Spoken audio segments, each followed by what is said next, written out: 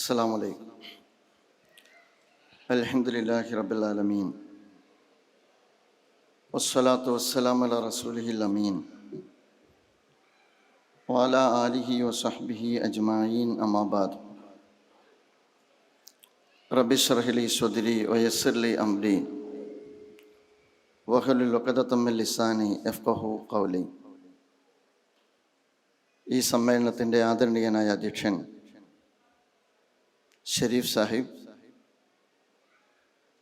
ഈ സമ്മേളനത്തിൽ നമ്മെ അഭിമുഖീകരിച്ച് സംസാരിക്കുന്ന മുഖ്യ അതിഥിയായി നമ്മോടൊപ്പമുള്ള ഡോക്ടർ ഗീവർഗീസ് മാർ കുർലോസ് തിരുമേനി, വേദിയിൽ ഉപവിഷ്ടരായ വിശിഷ്ട അതിഥികൾ, നേതാക്കൾ, സ്നേഹം നിറഞ്ഞ സഹോദരി സഹോദരന്മാരെ, സർവശക്തൻ നമ്മെ അനുഗ്രഹിക്കുമാറാകട്ടെ. വേദി എന്തുകൊണ്ടും നമ്മുടെ കൂടെ ഒരു അതിഥി കൂടി ഉണ്ട്, കുർലോസ് തിരുമേനിയാണ്. നമ്മുടെ ഈ പ്രോഗ്രാമുമായി ബന്ധപ്പെട്ട് അനുയോജ്യനായ അതിഥി എന്നാണ് ഞാൻ അദ്ദേഹത്തെക്കുറിച്ച് മനസ്സിലാക്കുക. സാധാരണഗതിയിൽ ഖുർആനെ കുറിച്ച് പറയുന്ന പോലെ, വേദങ്ങളെക്കുറിച്ച് പറയുന്ന പോലെ, മതപണ്ഡിതന്മാരെക്കുറിച്ചും നമുക്ക് പരമ്പരാഗതമായി വെച്ചു പുലർത്തുന്ന ഒരു കാഴ്ചപ്പാടുണ്ട്. ദൈവവും മനുഷ്യനും തമ്മിലുള്ള സ്വകാര്യ ഇടപാടുകൾക്ക് കാർമ്മികത്വം വഹിക്കുന്നവർ എന്നതിനപ്പുറം മതപണ്ഡിതന്മാരുടെ റോൾ പലപ്പോഴും മതനേതൃത്വം നിർവഹിക്കപ്പെടാതെ പോകുന്ന കാലത്താണ് നാം ജീവിക്കുന്നത്. തിരുമേനിയെ സംബന്ധിച്ചിടത്തോളം ദൈവത്തോട് ഉള്ള കടപ്പാടുകൾ നിർവഹിക്കുന്നതോടൊപ്പം തന്നെ ദൈവത്തിൻ്റെ അടിയാറുകളായ മനുഷ്യരോടുള്ള ബാധ്യതാ നിർവഹണവും ദൈവത്തോടുള്ള നിയോഗം അല്ലെങ്കിൽ ദൈവനിയോഗം നിറവേറ്റുന്നതിൻ്റെ ഭാഗമാണ് എന്ന് മനസ്സിലാക്കുന്ന ഒരു വ്യക്തിത്വം കൂടിയാണ്. ഒരു പതിറ്റാണ്ട് മുമ്പ് ചങ്ങറ സമരം നടക്കുന്ന ഘട്ടത്തിൽ എല്ലാവരും ഒരുമിച്ച് കൂടി അന്ന് മരണപ്പെട്ട ലാഹഗോപാലിൻ്റെ മറ്റൊക്കെ നേതൃത്വത്തിൽ നടന്നുകൊണ്ടിരിക്കുന്ന ദലിതുകളുടെ ഭൂമിക്ക് വേണ്ടിയുള്ള സമരത്തെ ഒറ്റക്കെട്ടായി ഇല്ലായ്മ ചെയ്യാനുള്ള ശ്രമം നടന്നപ്പോൾ സമൂഹത്തിൽ നിന്ന് അത്യപൂർവം ആളുകളാണ് അതിനെ ചെറുത്ത് നിൽക്കാൻ രംഗത്ത് വന്നത്. അന്ന് ഈ ചുവപ്പ് ലാഹയണിഞ്ഞ് ബഹുമാന്യനായ കുർലോസ് തിരുമേനി ആ സമരത്തോടൊപ്പം ഉണ്ടായിരുന്നു. അവിടെ നിന്ന് തുടങ്ങി ഏറ്റവും അവസാനം കേരളത്തിൽ നടന്നുകൊണ്ടിരിക്കുന്ന ആശാ വർക്കർമാരുടെ സമരത്തിലും നിലപാട് പറഞ്ഞ ഒരു മതപണ്ഡിതനാണ് അദ്ദേഹം. അതുകൊണ്ട് മതത്തെക്കുറിച്ചും വേദത്തെക്കുറിച്ചും വേദഗ്രന്ഥങ്ങളെക്കുറിച്ചും അതോടൊപ്പം തന്നെ മതപുരോഹിതന്മാരെക്കുറിച്ചും മതപണ്ഡിതന്മാരെക്കുറിച്ചും കാലോചിതമായ വായന നിർവഹിക്കാൻ ആഗ്രഹിക്കുന്ന ഒരു പ്രസ്ഥാനത്തിൻ്റെ ഏറ്റവും സ്തുത്യർഹമായ ഒരു പ്രോഗ്രാം നടക്കുന്ന സന്ദർഭത്തിൽ അനുയോജ്യനായ ഒരു അതിഥിയാണ് എന്ന് അദ്ദേഹത്തെക്കുറിച്ച് അതുകൊണ്ടാണ് ഞാൻ പരാമർശിച്ചത്. നമുക്കറിയാം, വിശുദ്ധ ഖുർആൻ എന്ന് പറയുന്നത് വെളിച്ചമാണ്. വിശുദ്ധ ഖുർആൻ വെളിച്ചമാണ് എന്നത് വിശുദ്ധ ഖുർആൻ തന്നെ നമ്മോട് വളരെ കൃത്യമായി പറയുന്നുണ്ട്. അതൊരാചാര അനുഷ്ഠാനങ്ങളുടെ അതുപോലെ തന്നെ അതുമായി ബന്ധപ്പെട്ട മാർഗനിർദ്ദേശം നൽകുന്ന ഒരു വേദഗ്രന്ഥമല്ല, പാരായണ ഗ്രന്ഥവുമല്ല. അതോടൊപ്പം തന്നെ മുഴുവൻ മനുഷ്യർക്കുമുള്ള മാർഗദർശനമാണ് ഖുർആൻ എന്ന് നമുക്ക് കാണാവുന്നതാണ്. ഏത് കാലത്തേക്ക് എല്ലാ കാലത്തും ജീവിക്കുന്ന മനുഷ്യ സമൂഹത്തെ സംബന്ധിച്ചിടത്തോളം അവർ ജീവിതത്തിൽ എങ്ങനെയാണ് ജീവിക്കേണ്ടത് എന്നതുമായി ബന്ധപ്പെട്ട് പ്രവാചകൻ നബി തിരുമേനി സ്വല്ലല്ലാഹു അലൈഹി വസല്ലമയിലൂടെ ലോകത്തിന് അല്ലാഹു സുബ്ഹാനഹു വ തആല അവതരിപ്പിച്ചിരിക്കുന്ന വേദഗ്രന്ഥമാണ് ഖുർആൻ. അതിൻ്റെ അഭിസംബോധിതർ മനുഷ്യരാണ്. അത് കൈകാര്യം ചെയ്യുന്നത് മനുഷ്യ ജീവിതവുമായി ബന്ധപ്പെട്ട എന്തെല്ലാം വ്യവഹാരങ്ങളുണ്ടോ ആ വ്യവഹാരങ്ങളിലെല്ലാം വിശുദ്ധ ഖുർആൻ മാർഗനിർദ്ദേശം നൽകുന്നു എന്നുള്ളതാണ് വിശുദ്ധ ഖുർആനിൻ്റെ സമകാലിക പ്രസക്തി എന്ന് നമുക്ക് കാണാവുന്നതാണ്. ഖുർആൻ പറയുന്നുണ്ടല്ലോ, ഇന്ന ഹാദൽ ഖുർആന യഹ്ദീ ലില്ലത്തി ഹിയ അഖ്വം വയുബശ്ശിറുൽ മുഅ്മിനീന അല്ലദീന യഅ്മലൂന സ്വാലിഹാത്തി അന്ന ലഹും അജ്റൻ കബീറ. തീർച്ചയായിട്ടും നിങ്ങൾക്ക് ചൊവ്വായ മാർഗം കാണിച്ചു തരുന്ന വേദഗ്രന്ഥമാണ് ഖുർആൻ എന്ന് വിശുദ്ധ ഖുർആൻ തന്നെ ഖുർആനിനെ പരിചയപ്പെടുത്തുന്നത് നമുക്ക് കാണാൻ കഴിയും. അത് സംസാരിക്കുന്നത് ജനങ്ങളോടാണ്. ഖുർആനുമായി ബന്ധപ്പെട്ട അതിൻ്റെ അഭിസംബോധന രീതികൾ നമ്മൾ പരിശോധിച്ച് നോക്കിക്കഴിഞ്ഞാൽ യാ അയ്യുഹന്നാസ് എന്ന് മനുഷ്യ സമൂഹത്തെ മുഴുവൻ അഭിമുഖീകരിച്ചുകൊണ്ടുള്ള നിരവധി വചനങ്ങൾ ഖുർആനിൽ നമുക്ക് കാണാവുന്നതാണ്. വിശുദ്ധ ഖുർആൻ ചർച്ചയ്ക്ക് വെക്കുന്നത് മനുഷ്യ ജീവിതവുമായി ബന്ധപ്പെട്ട വിഷയങ്ങളാണ്. അതോടൊപ്പം തന്നെ മുഴുവൻ മനുഷ്യരുടെയും മഹത്വത്തെക്കുറിച്ചാണ് അത് സംസാരിച്ചു കൊണ്ടിരിക്കുന്നത്. നമ്മൾ ജീവിക്കുന്ന ഒരു കാലത്ത് ഖുർആൻ വെളിച്ചമാണ് എന്നെന്തുകൊണ്ട് നമുക്ക് ആവർത്തിച്ച് പറയേണ്ടി വരുന്നു എന്ന് ചോദിച്ചാൽ, ഏറെ ഇസ്ലാമോഫോബിക്കായ ഒരു കാലഘട്ടത്തിലാണ് നമ്മൾ ജീവിച്ചു കൊണ്ടിരിക്കുന്നത്. ഇസ്ലാമോഫോബിക്കായ ഒരു കാലഘട്ടത്തിൻ്റെ പ്രത്യേകത, എല്ലാ നന്മകളെയും എല്ലാ സുഹൃതങ്ങളെയും ഏറ്റവും ഭീകരമായ ഇമേജോടുകൂടി അവതരിപ്പിച്ചുകൊണ്ടിരിക്കുന്ന കാലഘട്ടം കൂടിയാണ് ഇത് എന്നതാണ് ഈ കാലഘട്ടത്തിൻ്റെ പ്രത്യേകത. അതുകൊണ്ട് തന്നെ നന്മയെക്കുറിച്ച് അത് നന്മയാണെന്ന് പറയാൻ, വെളിച്ചത്തെക്കുറിച്ച് അത് വെളിച്ചമാണെന്ന് പറയേണ്ടി വരുന്ന ഒരു കാലം കൂടിയാണ് ഈ കാലഘട്ടം എന്ന് നാം മനസ്സിലാക്കണം. നിങ്ങൾ ആലോചിച്ചു നോക്കൂ, സമകാലിക മലയാളി സമൂഹത്തിനകത്ത് നമ്മൾ നടത്തിക്കൊണ്ടിരിക്കുന്ന ഒരുപാട് ചർച്ചകളിലെ വിവാദപരമായ പരാമർശങ്ങൾ ഓരോന്നായി നമ്മൾ എടുത്ത് പരിശോധിച്ച് നോക്കിക്കഴിഞ്ഞാൽ എவ்விധം നമ്മുടെ സമൂഹത്തിനകത്ത് ആട്ടിനെ പട്ടിയാക്കുന്ന സമീപനം വന്നുകൊണ്ടിരിക്കുന്നു എന്ന് നമുക്ക് കാണാൻ കഴിയും. ഇസ്ലാമിനകത്തുള്ള ഒരുപാട് വളരെ സവിശേഷമായ പരാമർശങ്ങളുണ്ട്. ആ സവിശേഷമായ പരാമർശങ്ങളെല്ലാം തന്നെ ഒരുപാട് വലിയ സാമൂഹ്യ ധർമ്മത്തെ ഓർമ്മപ്പെടുത്തുന്ന പരാമർശങ്ങളാണ്. ഏറ്റവും കൂടുതൽ ഇസ്ലാമിൽ ആ അർത്ഥത്തിലുള്ളൊരു പരാമർശമാണ് ജിഹാദ് എന്ന് പറയുന്നത്. അതുപോലെ തന്നെ വിശുദ്ധ ഖുർആനിലും അല്ലാതെയും ധാരാളം ഇടങ്ങളിൽ കാണുന്നതാണ് ഹലാല് എന്ന് പറയുന്നത്. അതുപോലെ തന്നെ വഖഫ് എന്ന് പറയുന്നത്, സക്കാത്ത് എന്ന് പറയുന്നത്, ഇതെല്ലാം വലിയ സാമൂഹ്യ ധർമ്മം നിർവഹിച്ചു കൊണ്ടിരിക്കുന്ന വിശുദ്ധ വേദഗ്രന്ഥത്തിൽ തന്നെ നടത്തിക്കൊണ്ടിരിക്കുന്ന പരാമർശങ്ങളുടെ ഭാഗമാണ് എന്ന് നമുക്ക് കാണാവുന്നതാണ്. യഥാർത്ഥത്തിൽ എന്താണ് ജിഹാദ് എന്ന് ചോദിച്ചാൽ നമ്മുടെ മുമ്പിൽ വരുന്ന ചിത്രം എന്താണ്? പൊതുസമൂഹത്തിൻ്റെ മുമ്പിൽ വരുന്ന ചിത്രം എന്താണ്? വിശുദ്ധ ഖുർആനിനകത്ത് ഒരുപാട് ഇടങ്ങളിൽ ജിഹാദിനെ കുറിച്ച് പറയുന്നുണ്ട്. ജാഹിദു ഫില്ലാഹി ഹക്ക ജിഹാദിഹി ഹുവജ്തബാക്കും എന്ന് പറഞ്ഞുകൊണ്ട് വിശുദ്ധ ഖുർആൻ പറയുന്നുണ്ട്. വജാഹിദുഹും ബിഹി ജിഹാദൻ കബീറ, നിങ്ങൾ വിശുദ്ധ വേദഗ്രന്ഥവുമായി നിങ്ങൾ ജിഹാദ് നടത്തുക എന്ന് ഖുർആൻ പറയുന്നുണ്ട്. യഥാർത്ഥത്തിൽ എന്താണ് ജിഹാദിൻ്റെ അർത്ഥം? ലോകം ഇന്ന് ജിഹാദിന് കൊടുത്തിരിക്കുന്ന ഒരു ഫ്രെയിമുണ്ട്, ഒരർത്ഥമുണ്ട്. അത് അത്യന്തം ഭീകരമാണ്. അത് നമുക്കറിയാം. ജിഹാദ് എന്ന് പറയുമ്പോൾ ധർമ്മസമരമാണ്. ധർമ്മത്തിൻ്റെ സംസ്ഥാപനത്തിന് വേണ്ടി ഞാൻ നടത്തുന്ന പ്രഭാഷണം ജിഹാദാണ്. നേരത്തെ ഇവിടെ നടത്തിയ ഗീസ് പ്രോഗ്രാം ജിഹാദാണ്. നിങ്ങൾ സമൂഹത്തിനകത്ത് നന്മ നട്ടുവളർത്തുന്നതിന് വേണ്ടി എന്തെല്ലാം അത്യധ്വാനങ്ങൾ നിങ്ങൾ നിർവഹിക്കുന്നുണ്ടോ, നിങ്ങൾ എന്തെല്ലാം പരിശ്രമങ്ങൾ നിങ്ങൾ നിർവഹിക്കുന്നുവോ, അതെല്ലാം ജിഹാദിൻ്റെ ഗണത്തിൽപ്പെടുന്നതാണ്. ഒരു മനുഷ്യൻ അവൻ്റെ ജീവിത നിയോഗത്തിൻ്റെ ഭാഗമായി ധർമ്മത്തിൻ്റെ സംസ്ഥാപനത്തിന് വേണ്ടി നിർവഹിച്ചു കൊണ്ടിരിക്കുന്ന അധ്യധ്വാനത്തിന് കൊടുത്തുകൊണ്ടിരിക്കുന്ന പേരാണ് യഥാർത്ഥത്തിൽ ജിഹാദ് എന്ന് പറയുന്നത്. ആ ജിഹാദിന് നാം കൊടുത്ത ഇമേജ് എന്താണ്? ഹലാൽ എന്ന് പറയുന്നത് അപകടകരമായൊരു പ്രയോഗമാണ്. ഇന്ന് ഹലാൽ ഭക്ഷണം എന്ന് പറയുന്നത് ഇസ്ലാമോഫോബിയയുടെ ജിഹാദ് കഴിഞ്ഞാലുള്ള അടുത്ത ടൂളാണ് ഹലാൽ എന്ന് പറയുന്നത്. വിശുദ്ധ ഖുർആനിൽ ഒരുപാട് സ്ഥലത്ത് ഹലാലിനെ കുറിച്ച് പറയുന്നുണ്ട്. ഹലാൽ എന്ന് പറഞ്ഞാൽ ഏറ്റവും നല്ലത് എന്നുള്ളതാണ്. ഹറാം എന്ന് പറഞ്ഞാൽ മനുഷ്യർക്ക് പലപ്പോഴും നിഷിദ്ധമായത് എന്നുള്ളതാണ്. പലിശ നമുക്ക് നിഷിദ്ധമാണ്, അത് ഹറാമാണ്. മദ്യം നമുക്ക് നിഷിദ്ധമാണ്, അത് ഹറാമാണ്. ആ അർത്ഥത്തിലുള്ള മനുഷ്യരെ സംബന്ധിച്ചിടത്തോളം അവൻ്റെ ആരോഗ്യത്തിന്, അവൻ്റെ ബുദ്ധിക്ക്, അതുപോലെ തന്നെ അവൻ്റെ കഴിവുകളെ നഷ്ടപ്പെടുത്തി കളയുന്ന എന്തെല്ലാം ഘടകങ്ങളുണ്ടോ അവൻ്റെ ജീവിതത്തിനകത്ത്, ആ ജീവിതത്തിൽ അവൻ അടുക്കാൻ പാടില്ലാത്ത കാര്യങ്ങളെക്കുറിച്ചാണ് ഹലാലിൻ്റെയും ഹറാമിൻ്റെയും വിധി യഥാർത്ഥത്തിൽ വിശുദ്ധ ഖുർആനിൽ നമുക്ക് കാണാൻ കഴിയുന്നത്. വഖഫ് എന്ന് പറയുന്നത് എത്ര സുന്ദരമായ ആശയമാണ് എന്ന് നിങ്ങൾ ആലോചിച്ച് നോക്കുക. ആ വഖഫ് എന്ന് പറയുന്ന ആശയത്തിൻ്റെ ഗുണഭോക്താക്കൾ ഇന്ന് മുഴുവൻ ജനവിഭാഗവുമാണ്. അലിഗഡ് യൂണിവേഴ്സിറ്റി വഖഫാണ്, ഹംദർദ് യൂണിവേഴ്സിറ്റി വഖഫാണ്, ജാമിയ മില്ലിയ യൂണിവേഴ്സിറ്റി വഖഫാണ്, ഫറൂഖ് കോളേജ് വഖഫാണ്. അപ്പോൾ ഈ വഖഫിൻ്റെ ഗുണഭോക്താക്കളാരാണ്? മനുഷ്യരാണ്. പക്ഷേ വഖഫിനെ കുറിച്ച് ഇന്ന് കേരളത്തിൽ അല്ലെങ്കിൽ ഇന്ത്യയിൽ കൊടുത്തിരിക്കുന്ന മീനിങ് എന്താണ്? വഖഫ് എന്ന് പറയുന്നത് സ്വത്ത് കൈയടക്കാനുള്ള ഒരു കമ്മ്യൂണിറ്റിയുടെ അധിനിവേശ ആഭിമുഖ്യത്തെക്കുറിച്ചുള്ള അപകടകരമായ പദാവലിയായിട്ട് ഇന്ന് വഖഫ് മാറിയിരിക്കുന്നു എന്നുള്ളത് ഇസ്ലാമോഫോബിയ കാലത്ത് നമ്മൾ നേരിട്ടുകൊണ്ടിരിക്കുന്ന ഏറ്റവും അപകടകരമായ ഒരു പ്രവണതയുടെ ഭാഗമാണ്. ആ അർത്ഥത്തിലാണ് പലപ്പോഴും നമുക്ക് കാണാൻ കഴിയുന്നത് വിശുദ്ധ ഖുർആനിനെ കുറിച്ചും ആളുകൾക്കുള്ള കാഴ്ചപ്പാട് എന്ന് പറയുന്നത്. വിശുദ്ധ ഖുർആനിനെ കുറിച്ച് ചിലരെങ്കിലും മനസ്സിലാക്കുന്നത് അത് അപകടകരമായ ഒരു വേദഗ്രന്ഥമാണ് എന്നുള്ളതാണ്. അതുകൊണ്ടാണ് നമുക്ക് സംസാരിക്കുന്ന ഘട്ടത്തിൽ വിശുദ്ധ ഖുർആൻ വെളിച്ചമാണ് എന്ന് നമുക്ക് സംസാരിക്കേണ്ടതായിട്ട് വരുന്നത്. വിശുദ്ധ ഖുർആൻ നമ്മൾ പഠിക്കണം. ഞാൻ പറയുക, ഈ കാലഘട്ടത്തിൽ ഖുർആൻ സാക്ഷരത എന്ന് പറയുന്നത് മുസ്ലിം സമുദായത്തിന് മാത്രമല്ല പൊതുസമൂഹത്തിനും അനിവാര്യമാണ്. എന്തുകൊണ്ട് വിശുദ്ധ ഖുർആനിലുള്ള സാക്ഷരത നാം നേടിയെടുക്കണമെന്ന് ചോദിച്ചാൽ, അതിൻ്റെ ഉള്ളടക്കത്തെക്കുറിച്ച് അതിൻ്റേതല്ലാത്ത ഉള്ളടക്കം മുന്നിൽ വെച്ചുകൊണ്ട് തെറ്റായ പ്രചാരണങ്ങൾ നടക്കുന്നു എന്നുള്ളത് കൊണ്ടാണ്. വിശുദ്ധ ഖുർആൻ ഒരുപാട് ദൃഷ്ടാന്തങ്ങൾ നമുക്കതിൽ കാണാവുന്നതാണ്. ദൈവികമായ മാർഗനിർദ്ദേശങ്ങൾ അതിനകത്ത് കാണാവുന്നതാണ്. അതോടൊപ്പം തന്നെ നമ്മുടെ ജീവിതവുമായി ബന്ധപ്പെട്ട ഒരുപാട് ആശയപരമായ ഉള്ളടക്കം അതിനകത്ത് നമുക്ക് കാണാവുന്നതാണ്.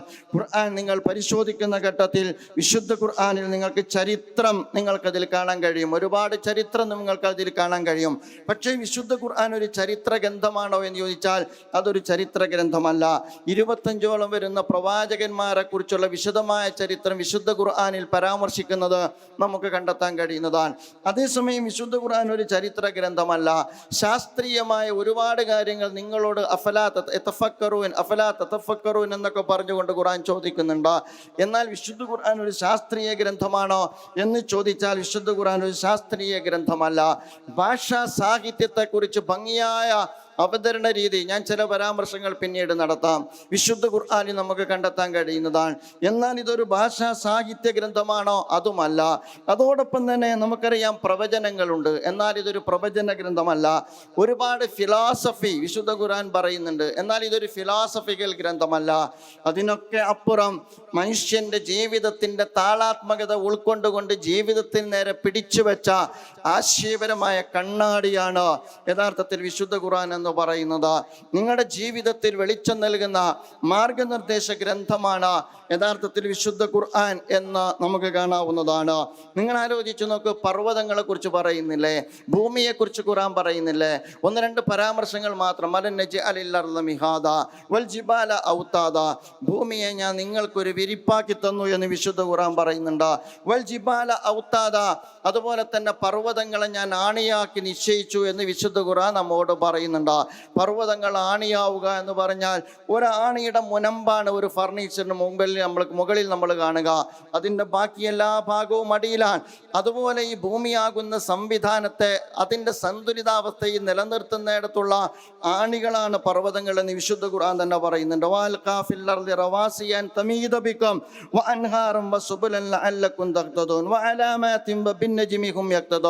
വിശുദ്ധ ഖുർആൻ ഒരൊറ്റ ആയത്തിൽ 1-2 വചനങ്ങളിലായി ഖുർആൻ പറയുന്നത്, ഞാൻ ആണിയായി പർവ്വതങ്ങളെ ഭൂമിയിൽ നാട്ടി.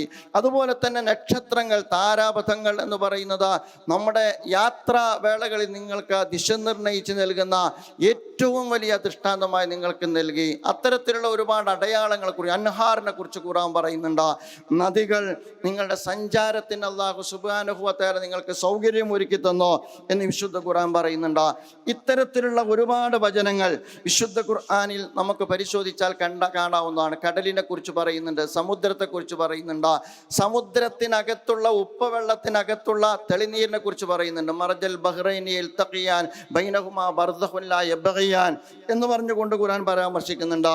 മനുഷ്യന്റെ സൃഷ്ടിപ്പിൽ മനുഷ്യന്റെ വിരൽത്തുമ്പിനെ കുറിച്ച് വിശുദ്ധ ഖുർആൻ പറയുന്നുണ്ട്. ബലാ ഖാദിരീന അലാ അൻ നുസവ്വിയ ബനാന, നിങ്ങളുടെ വിരൽത്തുമ്പുകളെ ശരിപ്പെടുത്തിയത് അവനല്ലേ എന്ന് വിശുദ്ധ ഖുർആൻ പറയുന്നുണ്ട്. 100 കോടിയല്ല 600 കോടി ജനവിഭാഗത്തിൻ്റെയും വിരൽത്തുമ്പുകൾ വ്യത്യസ്തമാകുന്നത് എന്തുകൊണ്ട് എന്ന് പലപ്പോഴും നമ്മൾ ചിന്തിച്ചു നോക്കിയിട്ടില്ല. മനുഷ്യന്റെ വിരൽത്തുമ്പുകൾ വ്യത്യസ്തമാണ്. അതിനെക്കുറിച്ചാണ് ഖുർആൻ പറയുന്നത്, ബലാ ഖാദിരീന അലാ അൻ നുസവ്വിയ ബനാന, നിങ്ങളുടെ വിരൽത്തുമ്പുകളെ അവൻ എவ்விதമാണ് ശരിപ്പെടുത്തിയത് എന്ന്.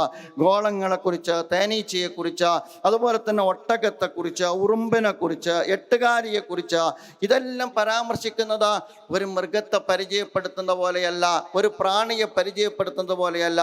അവയുടെ ശാസ്ത്രീയവും അതോടൊപ്പം തന്നെ അവയുടെ ദൃഷ്ടാന്തപരവും അവയിൽ നിന്ന് പഠിക്കാനുള്ള പാഠങ്ങളും ഉൾക്കൊണ്ടുകൊണ്ടാണ് വിശുദ്ധ ഖുർആനിൽ ഇതെല്ലാം പരാമർശിക്കുന്നത് എന്ന് നമുക്ക് കാണാവുന്നതാണ്. അതുകൊണ്ടാണ് ഞാൻ പറഞ്ഞത്, ഖുർആൻ ഒരു ചരിത്ര ഗ്രന്ഥമല്ല, ഖുർആൻ ഒരു പ്രവചന ഗ്രന്ഥമല്ല, ഖുർആൻ ഒരു ഫിലോസഫിക്കൽ ഗ്രന്ഥമല്ല. വിശുദ്ധ ഖുർആൻ ഈ പ്രപഞ്ചത്തിലെ വ്യത്യസ്തമായ പ്രപഞ്ചത്തിലെ സംവിധാനങ്ങളും ജീവജാലങ്ങളുമെല്ലാം ഉൾക്കൊള്ളുന്ന ഈ പ്രാപഞ്ചിക സംവിധാനത്തിൻ്റെ താളാത്മകതക്കനുസരിച്ച് മനുഷ്യർക്ക് വെളിച്ചം പ്രസരിപ്പിക്കുന്ന, മനുഷ്യർക്ക് പ്രകാശം ചൊരിയുന്ന വേദഗ്രന്ഥമാണ് എന്ന് ഖുർആനെ കുറിച്ച് പറയുന്നത്. നാം ജീവിക്കുന്നത് ഈ കാലഘട്ടത്തിലാണ്. വിശുദ്ധ ഖുർആൻ അവതരിപ്പിക്കുന്നത് 14 നൂറ്റാണ്ട് മുമ്പാണ്. പക്ഷേ 14 നൂറ്റാണ്ട് മുമ്പ് അവതരിപ്പിക്കപ്പെട്ട വേദഗ്രന്ഥത്തിൻ്റെ ഭാഷാ പ്രാബല്യത്തെക്കുറിച്ച് എൻ്റെ പ്രിയപ്പെട്ട സുഹൃത്തുക്കൾ ചിന്തിച്ചു നോക്കോ. ആ അർത്ഥത്തിൽ ഇന്നും നമുക്ക് ലൈവായ, അതുപോലെ തന്നെ 10-28 കോടി ജനങ്ങൾ മാതൃഭാഷയായി ഉപയോഗിക്കുന്ന ഒരു ജനതയെ സംബന്ധിച്ചിടത്തോളം ആ ഭാഷ നിലനിൽക്കുന്നത് ആ വേദഗ്രന്ഥത്തിലൂടെയാണ്. ആ വേദഗ്രന്ഥം നിലനിൽക്കുന്നത് ആ ഭാഷയിലാണ്. അഥവാ ഈ കാലഘട്ടത്തിലെ ജനങ്ങളോട് അതിപ്പോഴും സംവദിച്ചു കൊണ്ടേയിരിക്കുന്നു. നിങ്ങൾ വിശുദ്ധ ഖുർആൻ പാരായണം ചെയ്യുന്ന ഘട്ടത്തിൽ അതിൻ്റെ സാഹിത്യ ഭംഗി നിങ്ങൾക്ക് ആസ്വദിക്കാവുന്നതാണ്. പക്ഷേ സാഹിത്യ ഭംഗി നമ്മൾ ആസ്വദിക്കുന്ന ഘട്ടത്തിൽ അതിൻ്റെ ആശയ ഗാംഭീര്യത്തിനൊരു ചോർച്ചയും സംഭവിക്കുന്നില്ല എന്ന് നിങ്ങൾ മനസ്സിലാക്കണം. ഖുർആനിലെ ഏറ്റവും അവസാനത്തെ അധ്യായമാണ്. ഒരു പക്ഷേ അതിൻ്റെ തൗഹീദ് എന്ന് പറയുന്ന ഏകദൈവ വിശ്വാസത്തെ വളരെ ഭദ്രമായി അവതരിപ്പിക്കുന്ന ഒരു ചെറു അധ്യായമാണ് സൂറത്തുന്നാസ് എന്ന് പറയുന്നത്. സൂറത്തുന്നാസിൻ്റെ അവസാനം അവശേഷിക്കുന്നത് എങ്ങനെ, അവസാനം വരുന്നത് എങ്ങനെയാണ്? സീൻ എന്ന് പറയുന്ന അക്ഷരത്തിലാണ് അത് അവസാനിക്കുന്നത്. ഖുൽ അഊദു ബിറബ്ബിന്നാസ് മലിക്കിന്നാസ് ഇലാഹിന്നാസ് മിൻ ശർരിൽ വസ്വാസിൽ ഖന്നാസ് അല്ലദീ യുവസ്വിസു ഫീ സുദൂരിന്നാസ് മിനൽ ജിന്നത്തി വന്നാസ്. അഥവാ തൗഹീദിൻ്റെ ഭദ്രമായ അടിത്തറകളെ അത് പാകപ്പെടുത്തുമ്പോഴും അതിൻ്റെ ഓരോ വചനത്തിൻ്റെയും അവസാനത്തെ അക്ഷരം എന്ന് പറയുന്നത് സീൻ എന്ന് പറയുന്ന അക്ഷരത്തിലാണ് അവശേഷിക്കുന്നത്. അത് ഏതോ അർത്ഥത്തിലുള്ള കൃത്രിമമായ പ്രാസപ്പിക്കലല്ല, മറിച്ച് അതതിൻ്റെ സാഹിതീയമായ ഭംഗിയായിട്ട് നമുക്ക് കാണാവുന്നതാണ്. ഖുർആനിൽ തന്നെ നമുക്ക് കാണാൻ കഴിയും ഇന്ന ബത്ശ റബ്ബിക ലശദീദ. അതിൻ്റെ അവസാനത്തിൽ ഏതാണ്? ദാലി എന്ന് പറയുന്ന ഒരു അക്ഷരമാണ്. ഇന്ന ബത്ശ റബ്ബിക ലശദീദ ഇന്നഹു ഹുവ യുബ്ദിഉ വ യുഈദു വഹുവൽ ഗഫൂറുൽ വദൂദ് ദുൽ അർശിൽ മജീദ് ഫഅൽ ലിമാ യുരീദ് ഹൽ അതാക ഹദീസുൽ ജുനൂദ് ഫിർഔന വ സമൂദ് എന്ന് പറഞ്ഞുകൊണ്ട് വിശുദ്ധ ഖുർആനിൽ വളരെ വ്യക്തമായി ചില വചനങ്ങൾ നമുക്ക് കാണാവുന്നതാണ്. അതും അങ്ങേയറ്റം ശക്തമായ, അതിശക്തമായ, മുനയുള്ള, മൂർച്ചയുള്ള വേദവാക്യങ്ങളാണ് വിശുദ്ധ ഖുർആനിൻ്റെ ഈ വചനങ്ങളിലെല്ലാം നമുക്ക് കാണാൻ കഴിയുന്നത്. പക്ഷേ ഈ വചനങ്ങളിലെല്ലാം നമ്മൾ വായിക്കുന്ന ഘട്ടത്തിൽ അതിൻ്റെ എല്ലാം അവസാനത്തിൽ നമ്മൾ ദാൽ എന്ന് പറയുന്ന ഒരു അക്ഷരമാണ് നമുക്ക് കാണാൻ കഴിയുന്നത്. ഇത്തരത്തിലുള്ള ഒരുപാട് വചനങ്ങൾ നമുക്ക് കാണാൻ കഴിയും. മനുഷ്യൻ്റെ ജീവിതത്തിൻ്റെ അന്ത്യനിമിഷങ്ങളെക്കുറിച്ച് ഖുർആൻ പറയുന്നില്ലേ? കല്ലാ ഇദാ ബലഗത്തി തറാഖിയ വഖീല മൻ റാഖ് വളന്ന അന്നഹുൽ ഫിറാഖ് വൽതഫത്തി സാഖു ബിസാഖ് ഇലാ റബ്ബിക യൗമഇദിനിൽ മസാഖ. മനുഷ്യ ജീവിതത്തിൻ്റെ അന്ത്യനിമിഷങ്ങളിലെ അവൻ്റെ ആത്മാവിനെ പിടികൂടുന്ന സന്ദർഭത്തിലെ മരണവേദന കൊണ്ടുള്ള പിടയുന്ന സാഹചര്യത്തെ വളരെ അതിൻ്റെ ഏറ്റവും തീക്ഷണമായ ഭാഷാ ശൈലി കൊണ്ട് തന്നെ ഖുർആൻ പരിചയപ്പെടുത്തുകയാണ്. അതേസമയം അപ്പോഴും അതിൻ്റെ അവസാനത്തിൽ ഖാഫ് എന്ന് പറയുന്ന ഒരു അക്ഷരമാണ്. കല്ലാ ഇദാ ബലഗത്തി തറാഖിയ വഖീല മൻ റാഖ. റൂഹ്, അവൻ്റെ ആത്മാവ് അവൻ്റെ തൊണ്ടക്കുഴിയിലെത്തുന്ന ഘട്ടത്തിൽ അവൻ നിലവിളിച്ചു കൊണ്ടിരിക്കും, എനിക്ക് രക്ഷകൻ ആരാണ് എന്ന്. മാത്രമല്ല അവൻ്റെ കാല് കണങ്കാലുമായിട്ട് കെട്ടിപ്പണയും അവൻ്റെ വിട പറയുന്ന സന്ദർഭമാണ് എന്നവൻ മനസ്സിലാക്കുമെന്ന് തുടങ്ങിയുള്ള വചനങ്ങൾ വിശുദ്ധ ഖുർആനിൽ നമുക്ക് കാണാവുന്നതാണ്. പ്രിയമുള്ള സുഹൃത്തുക്കളെ, ആ അർത്ഥത്തിൽ ഭാഷാപരമായ, സാഹിതീയമായ, ദൃഷ്ടാന്തപരമായ ഒരുപാട് ഉള്ളടക്കം നമുക്ക് ഖുർആനിൽ കാണാവുന്നതാണ്. അതിൻ്റെയൊക്കെ കൂടെ അതിനേക്കാളൊക്കെ ഉപരിയായി എല്ലാ കാലഘട്ടത്തിലും ജീവിച്ചു കൊണ്ടിരിക്കുന്ന മനുഷ്യ സമൂഹത്തിൻ്റെ ജീവിത സമസ്യകൾക്ക് പൂരണം കണ്ടെത്താൻ കഴിയുന്ന മാർഗനിർദ്ദേശം വിശുദ്ധ ഖുർആനിൻ്റെ ഭാഗത്തിൽ നിന്ന് ലഭിക്കുന്നു എന്നുള്ളതാണ് വിശുദ്ധ ഖുർആനിൻ്റെ സമകാലികത എന്ന് നമുക്ക് കാണാവുന്നതാണ്. ഏത് ഘട്ടത്തിലും നിങ്ങൾക്കറിയാം പൈശാചികതയുടെ വകഭേദങ്ങൾ നമ്മുടെ ജീവിതത്തിൽ ഉണ്ടാകാറുണ്ട്. പതിറ്റാണ്ടുകൾക്ക് മുമ്പുള്ള ജീവചരിത്രം നമ്മളെടുത്ത് പരിശോധിച്ച് നോക്കുക. ചരിത്രത്തിൽ പിന്നിട്ട് പോയ പ്രവാചകന്മാരുടെ കാലം നമ്മളെടുത്ത് പരിശോധിച്ച് നോക്കുക. എല്ലാ കാലഘട്ടത്തിലും പ്രവാചകന്മാർ അഭിമുഖീകരിച്ചത് അതത് കാലഘട്ടത്തിലെ സാമൂഹ്യ തിന്മകളെയാണ്. ആ കാലഘട്ടത്തിലെ സാമൂഹ്യ തിന്മകളുടെ വകഭേദങ്ങൾ ഏറ്റവും നല്ല അത്യാധുനിക സങ്കേതങ്ങളും സംവിധാനങ്ങളും ഉപയോഗിച്ച് നമ്മുടെ ജീവിതത്തിൽ ഇന്നും നിലനിൽക്കുന്നതായി നമുക്ക് കണ്ടെത്താവുന്നതാണ്. അത്തരത്തിൽ പൈശാചികതയുടെ വകഭേദങ്ങളെ വിശുദ്ധ ഖുർആൻ വളരെ ഭംഗിയായി അഭിമുഖീകരിക്കുന്ന നമുക്ക് കണ്ടെത്താവുന്നതാണ്. നിങ്ങൾക്കറിയാമല്ലോ, ഈ കാലഘട്ടത്തിൽ നമ്മൾ അഭിമുഖീകരിക്കുന്ന പ്രശ്നം എന്താണ്?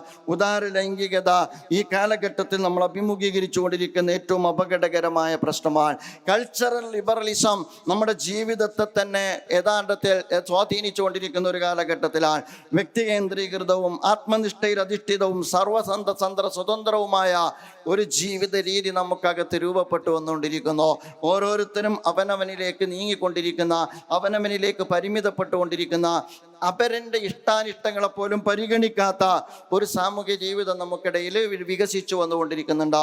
മാത്രമല്ല അത്തരം സന്ദർഭങ്ങളിൽ മൂല്യാധിഷ്ഠിതമായ മാർഗനിർദ്ദേശങ്ങൾ നൽകുന്ന എല്ലാ കേന്ദ്രങ്ങളെയും നിരാകരിക്കുന്ന പ്രവണതയും അതിൻ്റെ കൂടെയുണ്ട്. മതം നിരാകരിക്കപ്പെടുന്നു, കുടുംബം നിരാകരിക്കപ്പെടുന്നു, അതുപോലെ തന്നെ സമൂഹം നിരാകരിക്കപ്പെടുന്നു. അരുതായ്മകളെന്ന നമ്മൾ പലപ്പോഴും അടയാളപ്പെടുത്തിയ നമ്മുടെ പൂർവികന്മാർ നമ്മെ പരിചയപ്പെടുത്തി തന്ന വേദഗ്രന്ഥങ്ങൾ നമ്മെ ഓർമ്മപ്പെടുത്തിയ എല്ലാ അരുതായ്മകളോടുമുള്ള അകൽച്ച നമുക്കകത്ത് നിന്ന് ഇന്ന് ഇല്ലാതായിക്കൊണ്ടിരിക്കുന്നു എന്ന് നമുക്ക് കാണാവുന്നതാണ്. മനുഷ്യരെ സംബന്ധിച്ചിടത്തോളം പ്രകൃതി വിരുദ്ധമായ കാഴ്ചപ്പാട്, പരിഷ്കൃത സമൂഹം എന്ന അർത്ഥത്തിൽ, പരിഷ്കൃത കാഴ്ചപ്പാടെന്ന സ്വഭാവത്തിൽ അകത്ത് അവതരിപ്പിച്ചുകൊണ്ടിരിക്കുന്ന കാലത്ത് കൂടിയാണ് നമ്മൾ ജീവിച്ചുകൊണ്ടിരിക്കുന്നത്. അതിൻ്റെ ഏറ്റവും നല്ല ഉദാഹരണമാണ് ജെൻഡർ ന്യൂട്രാലിറ്റി എന്ന് പറയുന്നത്. ജെൻഡർ ന്യൂട്രാലിറ്റി എന്ന് പറഞ്ഞാൽ ജെൻഡർ ഇല്ല എന്നാണ്. ആണും പെണ്ണും എന്ന പ്രകൃതിയെ നിരാകരിക്കുകയാണ് ആധുനിക ലോകം എന്ന് പറയുന്നത്. ആധുനിക പരിഷ്കൃത ലോകം എന്ന് പറയുന്നത് മനുഷ്യൻ ബയോളജിക്കലി രണ്ടാണ്, മനുഷ്യൻ സൈക്കോളജിക്കലി രണ്ടാണ്, മനുഷ്യൻ ഫിസിയോളജിക്കലി രണ്ടാണ്, മനുഷ്യൻ്റെ കെമിസ്ട്രി ആണും പെണ്ണും എന്ന അർത്ഥത്തിൽ രണ്ടാണ്. അത് നമുക്കെല്ലാവർക്കും അറിയാവുന്ന കാര്യമാണ്. ഒരാണ് അയാളുടെ വിരൽത്തുമ്പിൽ പോലും ആണാണ്, ഒരു പെണ്ണിനെ സംബന്ധിച്ചിടത്തോളം വിരൽത്തുമ്പിൽ പോലും അയാൾ പെണ്ണാണ്. ഇതിനർത്ഥം പെണ്ണും ആണും എന്ന് പറയുന്നിടത്ത് ഏതെങ്കിലും ഒരു വിഭാഗത്തോട് ഡിസ്ക്രിമിനേഷൻ ഉണ്ടാവുക എന്നുള്ളതല്ല. ഈ രണ്ട് ജെൻഡറിനെ, ഈ രണ്ട് ആണും പെണ്ണും എന്ന് പറയുന്ന പ്രകൃതിപരമായ യാഥാർത്ഥ്യത്തെ നിരാകരിക്കുന്നത് എന്തിനാണെന്ന് ചോദിച്ചാൽ, ആണും പെണ്ണും തമ്മിലുള്ള അകലമില്ലാതാക്കി ആണും പെണ്ണുമില്ലാത്തൊരു സൊസൈറ്റിയെ അത്യന്തം അപകടകരമായ ഉദാര ലൈംഗികതയിൽ അധിഷ്ഠിതമായ ഒരു സാമൂഹ്യ ക്രമത്തെ ലോകത്ത് പടുത്തുയർത്താൻ ഈ കാലഘട്ടത്തിലെ ജാഹിലിയത്തിൻ്റെ ശക്തികൾ ആഗ്രഹിച്ചുകൊണ്ടിരിക്കുന്നു എന്നുള്ളതാണ്. ആ അർത്ഥത്തിലുള്ള അപകടകരമായ നീക്കം നമ്മുടെ സമൂഹത്തിൽ നടന്നുകൊണ്ടിരിക്കുന്നു. എൻ്റെ ജെൻഡർ ഏതാണെന്ന് തീരുമാനിക്കാനുള്ള ഫ്രീഡം എനിക്കാണ് എന്നാണ് പറയുന്നത്. അതിനെൻ്റെ ശാരീരിക ഘടന എന്ന് പറയുന്ന പ്രകൃതിയെ ഞാൻ പരിഗണിക്കേണ്ടതില്ല. ഒരു കുഞ്ഞ് ജനിച്ചാൽ 8 or 10 വയസ്സാകുന്നത് വരെയല്ല, 18 വയസ്സ് വരെ അവൻ്റെ ജെൻഡർ അവന് തീരുമാനിക്കാനുള്ള അനുവാദം കൊടുക്കും. 18 വയസ്സ് വരെ അവനെ കാത്തിരിക്കണം. അവർക്ക് തീരുമാനിക്കാം, അഥവാ പുരുഷലിംഗമുള്ള ഒരാൾക്ക് പെണ്ണാണെന്ന് തോന്നിയാൽ പെണ്ണാകാനോ, സ്ത്രീലിംഗമുള്ള ഒരാൾക്ക് അവന് ആണാണെന്ന് തോന്നിയാൽ ആണാകാനുമുള്ള അവകാശം വകവെച്ചു കൊടുക്കലാണ് മനുഷ്യാവകാശം എന്ന് പഠിപ്പിക്കപ്പെടുന്ന അപകടകരമായ തലതിരിഞ്ഞ പ്രകൃതി വിരുദ്ധമായ ഒരു കാലഘട്ടത്തിലാണ് നമ്മൾ ജീവിക്കുന്നത്. നിങ്ങൾ ആലോചിച്ചു നോക്കൂ, വിശുദ്ധ വേദഗ്രന്ഥമാണെന്ന ഖുർആൻ പറയുന്നുണ്ട്, മനുഷ്യരെന്നല്ല, ഭൂമിയിൽ സൃഷ്ടിക്കപ്പെട്ടിരിക്കുന്ന മുഴുവൻ സൃഷ്ടിചരാചരങ്ങൾക്കിടയിലും ആണും പെണ്ണും ഉണ്ട് എന്ന് വിശുദ്ധ ഖുർആൻ വളരെ കൃത്യമായി പഠിപ്പിക്കുന്നുണ്ട്. നിങ്ങളെ ആണും പെണ്ണുമായിട്ടാണ് അല്ലാഹു സുബ്ഹാനഹു വ തആല ഇണകളായിട്ടാണ് സൃഷ്ടിച്ചത്. ആണെന്ന് പറയുന്ന പുരുഷ മേധാവിത്വത്തിന്റെ പ്രതീകത്തെയോ പെണ്ണെന്ന് പറയുന്ന അടിമത്ത നുകമ്പേറുന്ന പ്രതീകത്തെയോ അല്ല ഖുർആൻ പറയുന്നത്. മറിച്ച് വഖലഖനാകും അസ്വാജ, നിങ്ങളെ ആണും പെണ്ണും എന്ന അർത്ഥത്തിൽ ഇണകളായിക്കൊണ്ടാണ് സൃഷ്ടിച്ചത് എന്ന് വിശുദ്ധ ഖുർആൻ പറയുന്നുണ്ട്. ആ അതിരുകൾ മായ്ക്കുക എന്ന് പറയുന്നത് കൾച്ചറൽ ലിബറലിസത്തിന്റെ അജണ്ടയാണ്. ആ കൾച്ചറൽ ലിബറലിസത്തിന്റെ വിളനിലമാണ് നമ്മുടെ ക്യാമ്പസുകൾ എന്ന് പറയുന്നത്.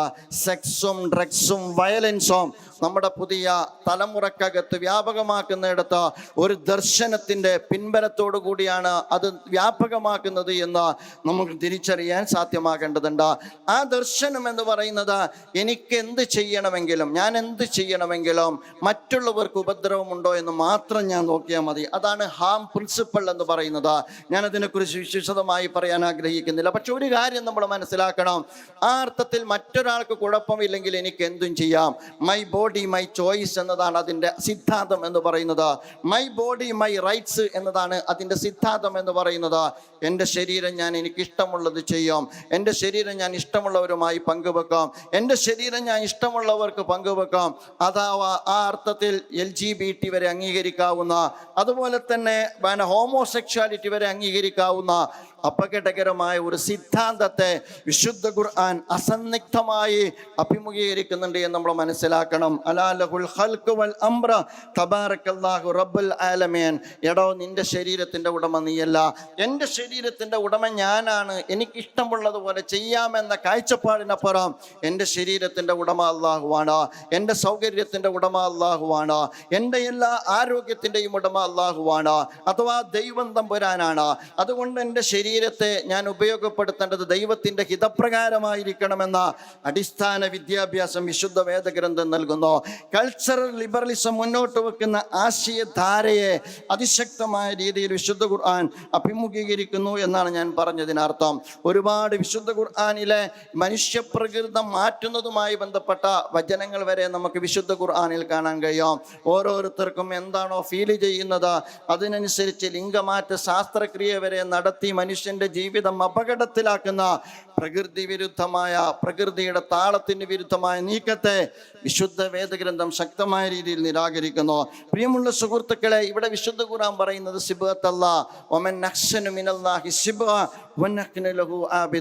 ദൈവികമായ മൂല്യങ്ങളുടെ വർണ്ണത്തിലാണ് നിങ്ങളുടെ ജീവിതത്തെ ചാലിച്ചെടുക്കേണ്ടത് എന്ന് വിശുദ്ധ ഖുർആൻ പറയുന്നുണ്ട്. എൻ്റെ വ്യക്തി ജീവിതത്തെ, എൻ്റെ കുടുംബ ജീവിതത്തെ, എൻ്റെ സാമൂഹ്യ ജീവിതത്തെ, എൻ്റെ ലൈംഗിക ബന്ധത്തെ, അതുപോലെ തന്നെ എൻ്റെ വൈവാഹിക കർമ്മത്തെ, എൻ്റെ വൈവാഹിക ജീവിതത്തിൻ്റെ തെരഞ്ഞെടുപ്പിനെ, ഇതിനെല്ലാം ദൈവം തമ്പുരാൻ നമുക്ക് നിർണയിച്ചു തന്നിരിക്കുന്ന ദൈവികമായ മൂല്യവത്തായ വർണ്ണത്തിൽ നിന്നുകൊണ്ട് നമ്മുടെ ജീവിതത്തെ നമ്മൾ രൂപപ്പെടുത്തിയെടുക്കണമെന്ന് പറഞ്ഞുകൊണ്ട് ഖുർആൻ പറയുന്നത് ഞാൻ അവന് വഴിപ്പെട്ടവനാണ് എന്ന് വിശുദ്ധ ഖുർആൻ നമ്മെ പഠിപ്പിക്കുന്നുണ്ട്. അപ്പൊ ആ അർത്ഥത്തിൽ കുടുംബത്തെ തന്നെ നിരാകരിക്കുന്ന ഈ കാലഘട്ടത്തിലെ കൾച്ചറൽ ലിബറലിസത്തിന്റെ മുമ്പിൽ കുടുംബത്തെ പവിത്രമായി കാണുന്ന ഒരാശയത്തെയാണ് വിശുദ്ധ ഖുർആൻ മുന്നോട്ട് വെക്കുന്നത്. നിങ്ങൾ ആലോചിച്ച് നോക്ക്, ഖുർആൻ കുടുംബത്തിന് കൊടുക്കുന്ന പ്രാധാന്യം എത്ര വലുതാണ്.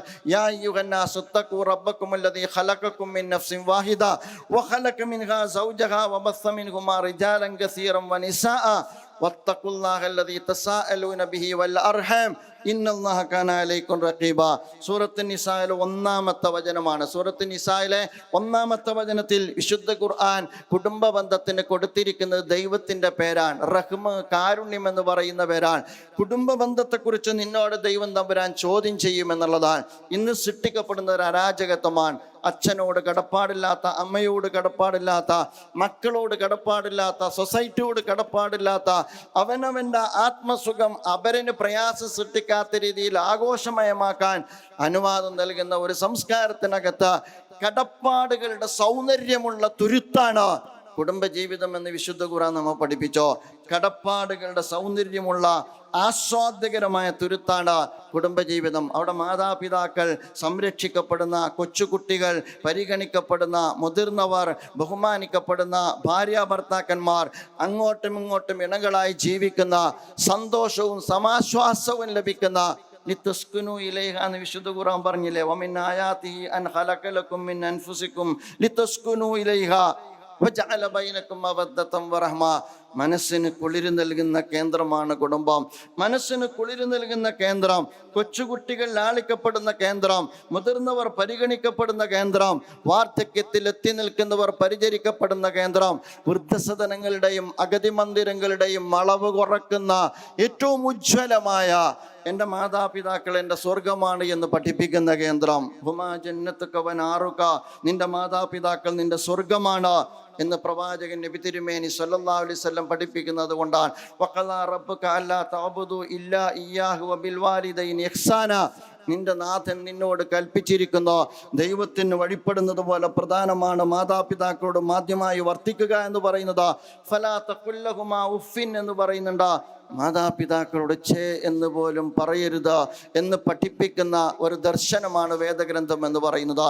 കുടുംബം എന്ന് പറയുന്ന പവിത്രമായ സംവിധാനത്തെ തകർത്ത് ലൈംഗിക ഉദാരതയിലൂടെ സാമൂഹ്യ അരാജകത്വം സൃഷ്ടിക്കാനുള്ള ആധുനിക കാലഘട്ടത്തിലെ കൾച്ചറൽ ലിബറലിസത്തിന്റെ കടക്കൽ കത്തിവെക്കുന്ന മനുഷ്യരെ ചേർത്ത് നിർത്തി സോഷ്യൽ സെക്യൂരിറ്റി, സാമൂഹ്യ സുരക്ഷ ഉറപ്പാക്കുന്ന ഉജ്ജ്വലമായ ആശയത്തെയാണ് യഥാർത്ഥത്തിൽ വിശുദ്ധ ഖുർആൻ മുന്നോട്ട് വെക്കുന്നത് എന്ന് നമുക്ക് കാണാവുന്നതാണ്. നിങ്ങൾ ആലോചിച്ചു നോക്കുക, ഇങ്ങനെ ജീവിതത്തിൻ്റെ ഒരുപാട് മേഖലകൾ, സമ്പത്തിനെ കുറിച്ച് നമുക്കറിയാമല്ലോ.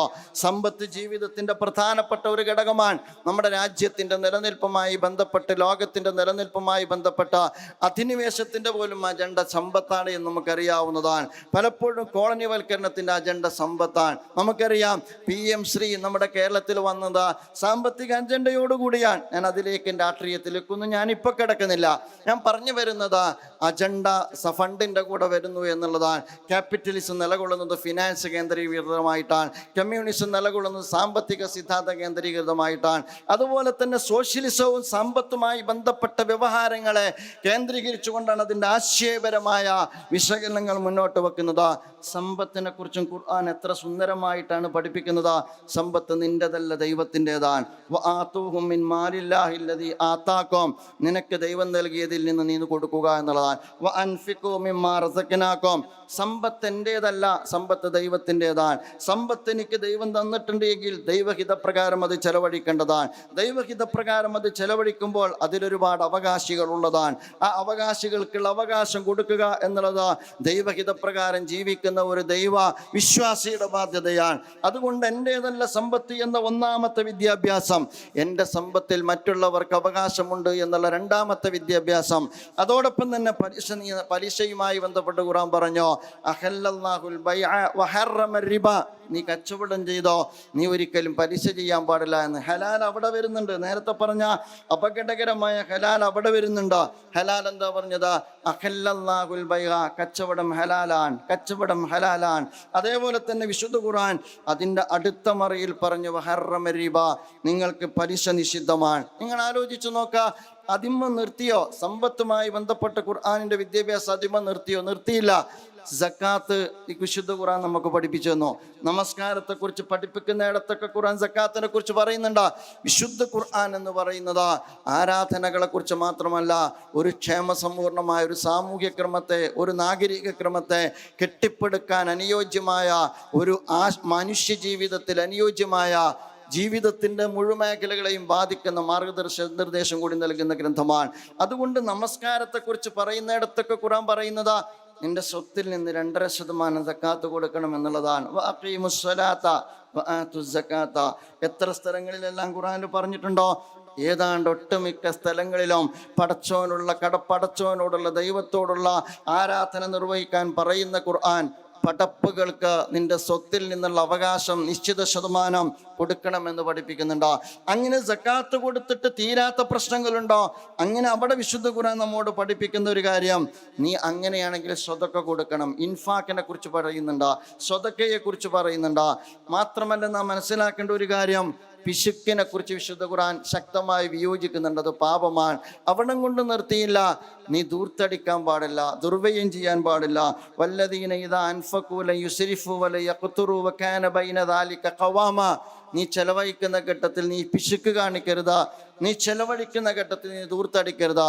നിങ്ങൾ ആലോചിച്ച് നോക്ക്, ഒരു സമൂഹത്തിന്, അച്ചടക്കമുള്ള ഒരു സമൂഹത്തിന് അവരുടെ ജീവിതം മുന്നോട്ട് കൊണ്ടുപോകുന്നിടത്ത് ആവശ്യമായ സാമ്പത്തിക നിർദ്ദേശം മുഴുവൻ ഒരു വേദഗ്രന്ഥമാകുന്ന ഖുർആൻ നൽകുന്നു എന്നുള്ളതാണ്. അത് 14 നൂറ്റാണ്ട് മുമ്പ് നൽകുന്ന വിശുദ്ധ വേദഗ്രന്ഥത്തിൻ്റെ സാമ്പത്തികവുമായി ബന്ധപ്പെട്ട രംഗത്തെ മാർഗനിർദ്ദേശങ്ങൾ എന്ന് പറയുന്നത് സമകാലിക സമൂഹത്തിൽ എவ்விதം പ്രസക്തമാണ് എന്നെൻ്റെ പ്രിയപ്പെട്ട സുഹൃത്തുക്കളെ നമുക്ക് പരിശോധിച്ച് നോക്കിയാൽ മനസ്സിലാക്കാവുന്ന കാര്യമാണ്. മനുഷ്യ മഹത്വത്തെക്കുറിച്ച് ഖുർആൻ സംസാരിക്കുന്നത് നിങ്ങൾ കണ്ടില്ലേ? നമ്മൾ മനസ്സിലാക്കേണ്ട ഒരു പ്രധാനപ്പെട്ട കാര്യം, മനുഷ്യ മഹത്വമാണ് ഇന്ന് ലോകത്ത് ചോദ്യം ചെയ്യപ്പെട്ടുകൊണ്ടേയിരിക്കുന്നത്. മനുഷ്യൻ ഇന്ന് ഡിസ്ക്രിമിനേഷൻ അനുഭവിച്ചുകൊണ്ടിരിക്കുന്ന ഒരു കാലഘട്ടത്തിലാണ് നമ്മൾ ജീവിച്ചുകൊണ്ടിരിക്കുന്നത്. ഇവിടെ മനുഷ്യ മഹത്വത്തെക്കുറിച്ച് ഖുർആൻ സംസാരിക്കുന്നു. വലഖദ് കറംനാ ബനി ആദം വഹമൽനാഹും ഫിൽ ബർരി والبحر ورزقناهم من الطيبات وفضلناهم على كثير ممن خلقنا تفضيلا. വലക്കത് കറംന ബനി ആദം എന്ന് പറഞ്ഞാൽ ആദമിൻ്റെ മക്കളെ ദൈവം ആദരിച്ചിട്ടുണ്ട് എന്നുള്ളതാണ്. എന്താണ് ഇതിൻ്റെ അർത്ഥം? മനുഷ്യരാദരിച്ചിട്ടുണ്ട് എന്നാണ്. മുസൽമാൻ ആദരിച്ചിട്ടുണ്ട് എന്നല്ല. അതുപോലെ തന്നെ ഈ രാജ്യത്തെ മേലാള വർഗത്തെ ആദരിച്ചിട്ടുണ്ട് എന്നല്ല. ആദിവാസിയെ ആദരിച്ചിട്ടുണ്ട്, ദലിതനെ ആദരിച്ചിട്ടുണ്ട്. നാം പലപ്പോഴും പരിഷ്കൃതരെന്ന ദുരഭിമാനം നടിച്ച അപരവൽക്കരിക്കുന്ന ലോകത്തിൻ്റെ വിവിധ കോണുകളിലുള്ള പുറംപോക്കിലേക്ക് എടുത്തെറിയപ്പെട്ട മനുഷ്യരുണ്ടല്ലോ, എന്നെ ആദരിച്ച പോലെ ദൈവം തമ്പുരാൻ ആ മനുഷ്യനെയും ആദരിച്ചിട്ടുണ്ട്. ദൈവം ആദരിച്ച മനുഷ്യ സൃഷ്ടികൾ ആദരിക്കുക എന്ന് പറയുന്നത് ദൈവത്തിൻ്റെ അടിയാറുകളായ മനുഷ്യരുടെ ബാധ്യതയാണ്. അതുകൊണ്ട് മനുഷ്യരോടുള്ള പരിഗണന ജാതി നോക്കിക്കൊണ്ടുള്ള പരിഗണനയല്ല, മനുഷ്യരോടുള്ള പരിഗണന സമുദായം നോക്കിക്കൊണ്ടുള്ള പരിഗണനയല്ല, മനുഷ്യരോടുള്ള പരിഗണന അവൻ്റെ സമ്പത്തും അവൻ്റെ തറവാടും പരിഗണിച്ചുകൊണ്ടുള്ള പരിഗണനയല്ല. മനുഷ്യരോടുള്ള പരിഗണന അവൻ ദൈവത്തിൻ്റെ സൃഷ്ടിചരാചരങ്ങളിൽപ്പെട്ട ആദരണീയനായ ദൈവത്തിൻ്റെ സൃഷ്ടിയാണ്.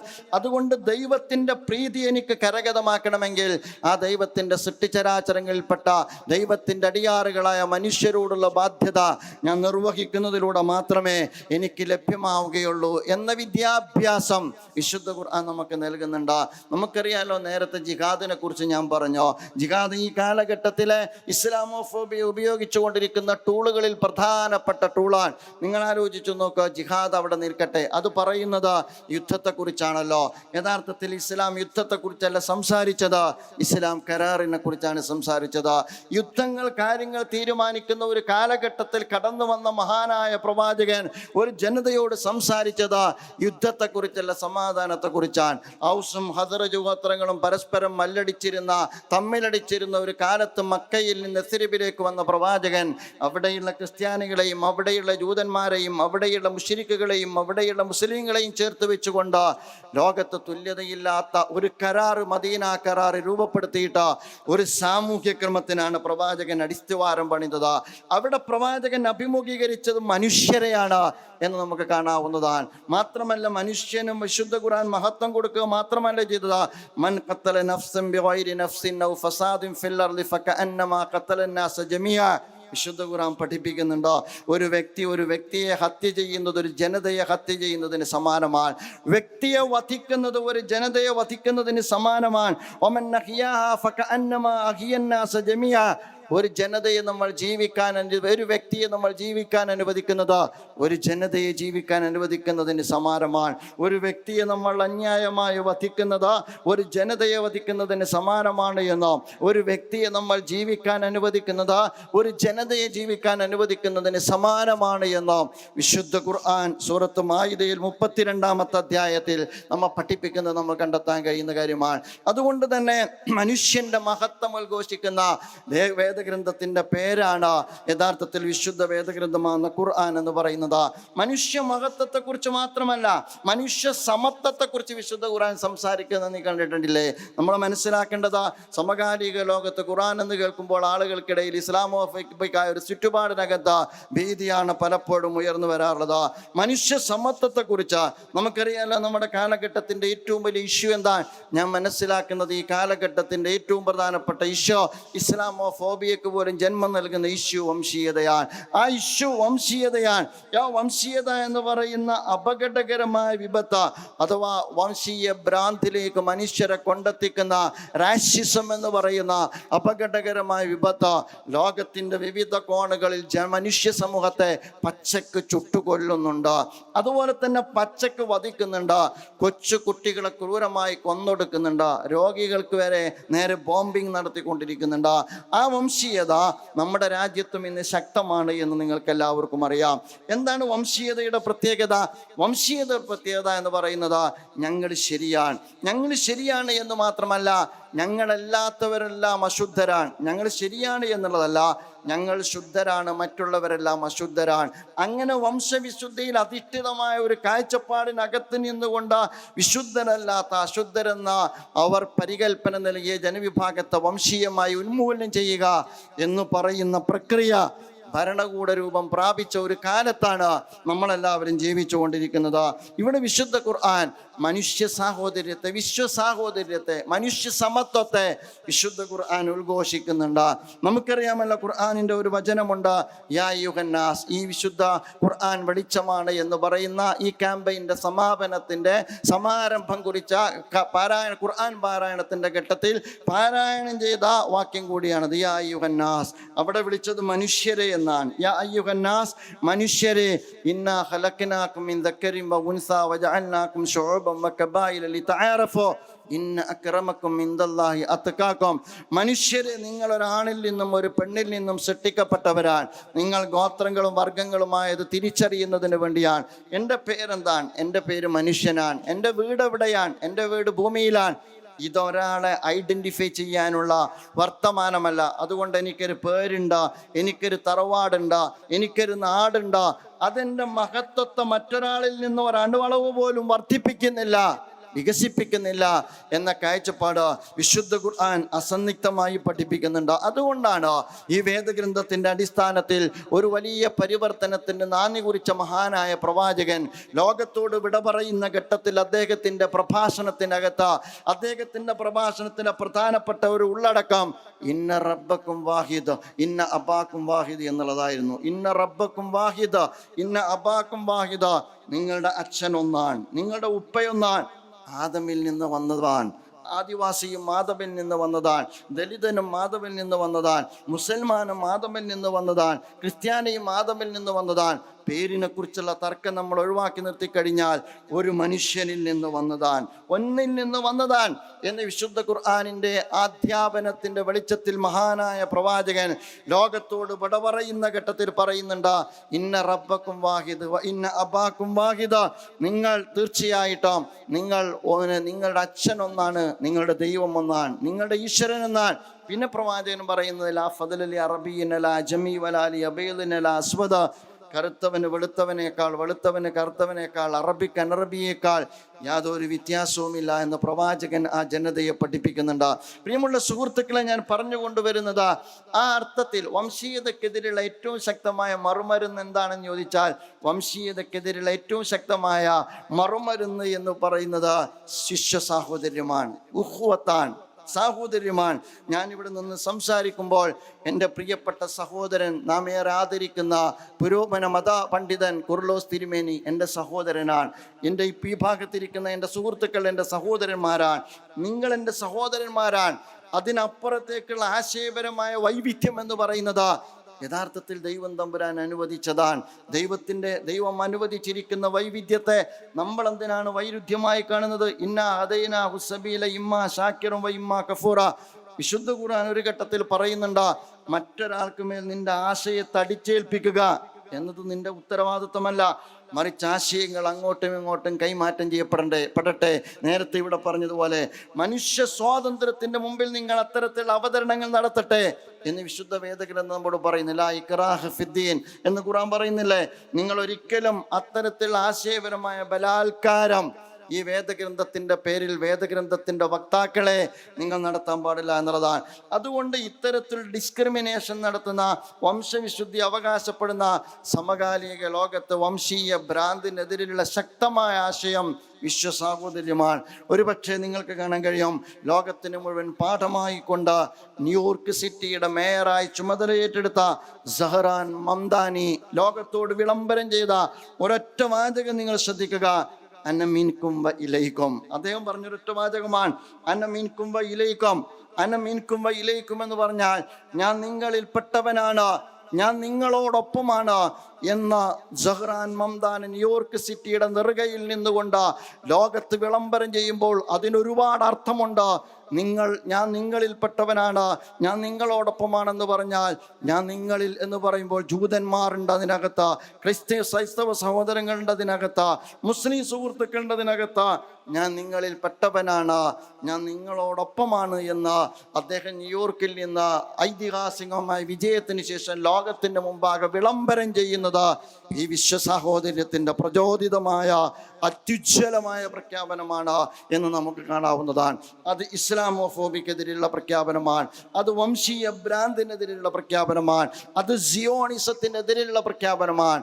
പ്രിയമുള്ള സുഹൃത്തുക്കളെ, അതുകൊണ്ട് വേദഗ്രന്ഥം എന്ന് പറയുന്നത് ജീവിതത്തിൽ ഒരു ചലനവും സൃഷ്ടിക്കാത്ത ഒരു ഭാഗത്ത് മാറ്റി നിർത്തിയിട്ട് പാരായണം ചെയ്ത് മാറ്റി നിർത്താനുള്ള ഒന്നല്ല, എൻ്റെ ജീവിതത്തെ സ്വാധീനിക്കേണ്ട ഗ്രന്ഥമാണ്. എൻ്റെ വ്യക്തി ജീവിതത്തെ, എൻ്റെ ആദർശ ജീവിതത്തെ, എൻ്റെ സാമൂഹിക ജീവിതത്തെ, എൻ്റെ സാമ്പത്തിക വ്യവഹാരത്തെ, എൻ്റെ കുടുംബ സംവിധാനത്തെ, എൻ്റെ വ്യക്തി എന്ന അർത്ഥത്തിലുള്ള എൻ്റെ മക്കളോടുള്ള കടപ്പാടുകളെ, എൻ്റെ സൊസൈറ്റിയുമായി ബന്ധപ്പെട്ട കമ്മിറ്റ്മെൻറ്റിനെ എല്ലാം നിർണയിക്കുന്ന, മനുഷ്യരെ തൻ്റെ സഹോദരങ്ങളായി കാണുന്ന, അവരെ ചേർത്ത് നിർത്തുന്ന, ആ വൈവിധ്യത്തെ അംഗീകരിക്കുന്ന, സമാധാനത്തിൻ്റെയും വിശ്വസാഹോദര്യത്തിൻ്റെയും ഒരു സാമൂഹ്യ ക്രമത്തെ രൂപപ്പെടുത്തിയെടുക്കുന്ന മാർഗനിർദ്ദേശമാണ് വിശുദ്ധ വേദഗ്രന്ഥം നമുക്ക് നൽകുന്നത് എന്ന് നമ്മൾ മനസ്സിലാക്കണം.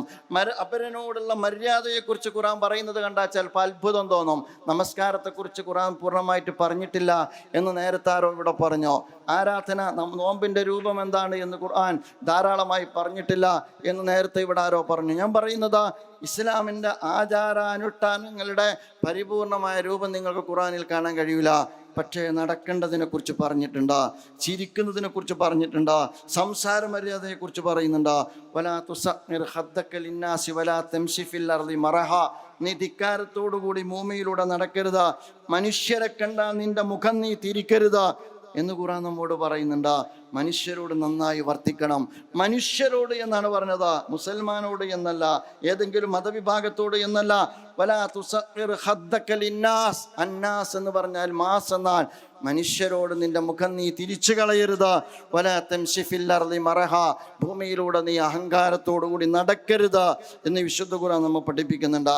അതുകൊണ്ട് പ്രിയമുള്ള സുഹൃത്തുക്കളെ, ഞാൻ അവസാനിപ്പിക്കുകയാണ്. ഖുർആൻ വെളിച്ചമാണ് എന്ന് പറയുന്നത് ജീവിതത്തിൻ്റെ വഴിത്താരയിലെ വെളിച്ചം എന്നുള്ളതാണ്. ജീവിതത്തിൻ്റെ സമസ്യകൾക്ക് പൂരണം കണ്ടെത്തുന്ന വെളിച്ചം എന്നുള്ളതാണ്. ജീവിതത്തിൻ്റെ പ്രതിസന്ധി ഘട്ടങ്ങളിലെ വെളിച്ചം എന്നുള്ളതാണ്. എവിടെയും വിശുദ്ധ വേദഗ്രന്ഥം ഒരു ജനതയെ വെറുതെ വിട്ടിട്ടില്ല. എൻ്റെ എല്ലാ ജീവിതത്തിൻ്റെ വ്യവഹാരങ്ങളിലും എൻ്റെ വിശുദ്ധ വേദഗ്രന്ഥം എനിക്ക് വെളിച്ചമായി വർത്തിക്കുന്നുണ്ട്. നിങ്ങൾക്കറിയാമല്ലോ, സൂറത്ത് ഇബ്രാഹിം വിശുദ്ധ ഖുർആൻ ആരംഭിക്കുന്നത് തന്നെ അങ്ങനെയാണ്.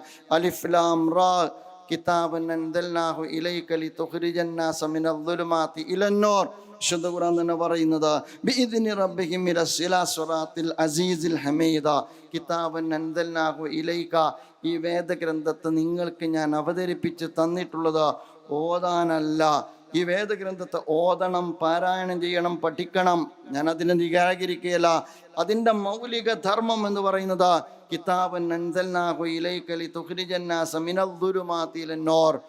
വെളിച്ചത്തിലേക്ക്, ഘനാന്ധകാരത്തിൽ വഴിതെറ്റി അലയുന്ന, ഘനാന്ധകാരത്തിൽ വഴിമുട്ടി നിൽക്കുന്ന, ഘനാന്ധകാരത്തിൽ സ്തംഭിച്ച് നിൽക്കുന്ന ഒരു ജനതയ്ക്ക് ദിവ്യ വെളിച്ചത്തിലേക്ക് വഴി നടത്താനാണ് ഈ വേദഗ്രന്ഥത്തെ നിങ്ങളിലേക്ക് ഞാൻ അവതരിപ്പിച്ചത് എന്ന് വിശുദ്ധ വേദഗ്രന്ഥം നമുക്ക് പരിചയപ്പെടുത്തി തരികയാണ്. അതുകൊണ്ട് ഖുർആൻ വെളിച്ചമാണ് എന്നത് ഒരു കേവല ക്യാമ്പയിൻ അല്ല, അത് നമ്മുടെ ജീവിതത്തിൻ്റെ ഏറ്റവും പ്രധാനപ്പെട്ട ഒരു മിഷനാണ്. പ്രിയമുള്ളവരെ, അത് അങ്ങോട്ടും ഇങ്ങോട്ടും ആശയവിനിമയം നടത്താൻ, നേരത്തെ ഇവിടെ പറഞ്ഞതുപോലെ മതങ്ങൾക്കിടയിലുള്ള അകലങ്ങൾ കുറക്കാൻ, മതങ്ങൾക്കിടയിലുള്ള മതിൽക്കെട്ടുകൾ തകർക്കാൻ, വേദഗ്രന്ഥങ്ങളെക്കുറിച്ചുള്ള ആശയവിനിമയങ്ങൾ നടത്താൻ വിശുദ്ധ ഖുർആനെ പോലെ തന്നെ മറ്റെല്ലാ വേദഗ്രന്ഥങ്ങളും അങ്ങോട്ടും ഇങ്ങോട്ടും